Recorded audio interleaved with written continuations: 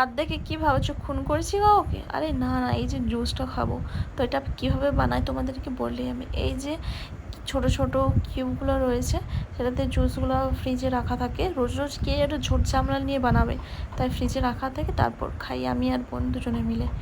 তো আজ হচ্ছে গিয়ে আমার বার্থডে। তো এখানে মা নিচে এসেছিলো কাপড় জামা কাচার জন্য। তারপর আমরা তিনজনে রেডি হয়ে বেরিয়ে গেলাম বাজার কী জন্যে, বোন আমাকে বার্থডেতে কিছু গিফট করবে সেটা কেনার জন্য, বাবা টাকা পাঠিয়েছে সেটা কেনার জন্য, সব কিছু।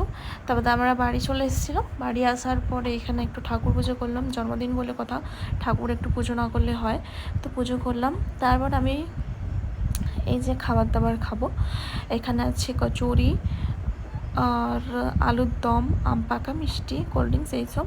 তো খাওয়া দাওয়া করার পর ঘুমিয়ে পড়েছিলাম। এখন বাজে সন্ধ্যে 7টা, সত্যি সন্ধ্যে 7টা বাজে। এখন উঠে আমি বার্থডে লাঞ্চ করবো। এখানে বোন সব কিছু জিনিসপত্র নিয়ে গুছিয়ে দিয়েছে আমাকে খাওয়ার জন্য।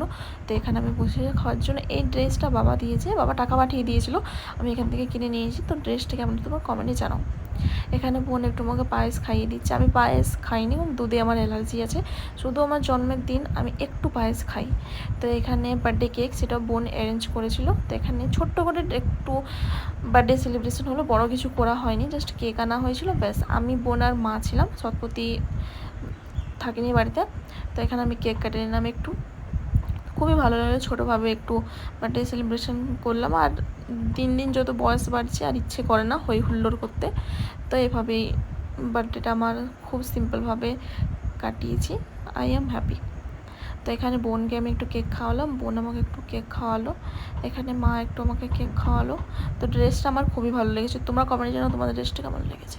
তো যদি ভিডিওটা ভালো লাগে প্লিজ একটা লাইক, একটা শেয়ার, একটা কমেন্ট করে দিও। বাই, দেখা হবে নেক্সট ভিডিওতে, টাটা। ততক্ষণ সবাই ভালো থেকো, সুস্থ থাকো, বাই।